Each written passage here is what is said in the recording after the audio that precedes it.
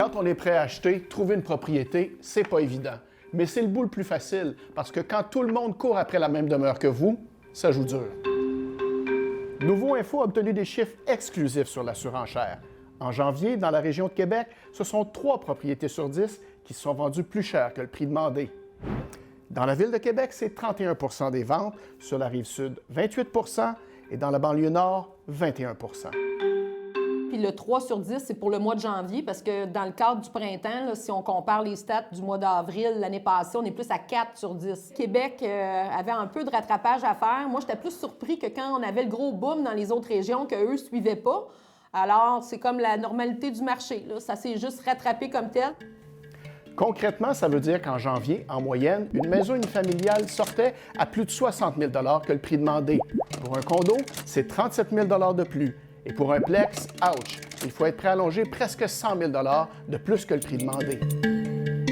C'est toujours causé par la même raison, c'est qu'il y a beaucoup de gens qui veulent acheter et il y a peu d'offres sur le terrain. C'est tous les vendeurs qui pensent vendre, mais qui hésitent, ils mettaient tout à vendre aujourd'hui.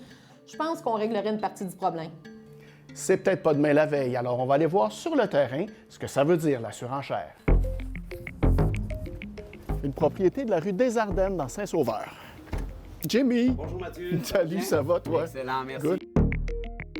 On est en 2 visites, là, si je comprends bien. Oui, exactement. Il y a quand même un feu roulant assez impressionnant. Là, on a 14 visites. Il va y avoir au moins peut-être 5-6 acheteurs intéressés. Et là, veut pas, on arrive direct dans un milieu de surenchère. Vous ne connaissez pas du tout le projet de ces condos-ci ou non? Non, c'est vraiment une première. OK, excellent. Je vous ai fait part, Jimmy, des écarts de prix moyens entre le prix demandé et le prix que ça se vend.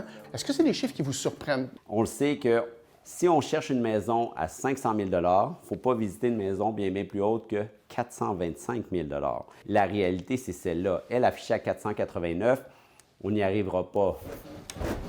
Même si la chambre est au sous-sol, quand même une très bonne fenestration. Bonne fenestration, oui. Ouais.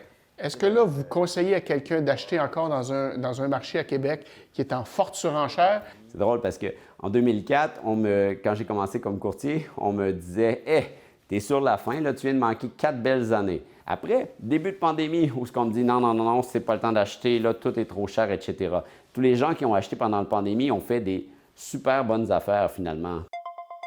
Moi, j'ai vendu en 2019 240 000. Entre 2019 et 2026, bien là, on est plus rendu dans les 300.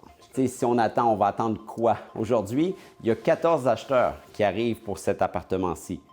Bien, avant que ces 14 acheteurs-là aient trouvé un bien, il va se calmer quand le marché? Un acheteur devrait acheter le plus rapidement possible. Merci beaucoup, Jimmy. Ça me fait plaisir. Morale de l'histoire, choisissez une propriété pas mal moins chère et gardez-vous plusieurs dizaines de milliers de dollars pour vous battre. À Québec, Mathieu Boivin pour Nouveau Info.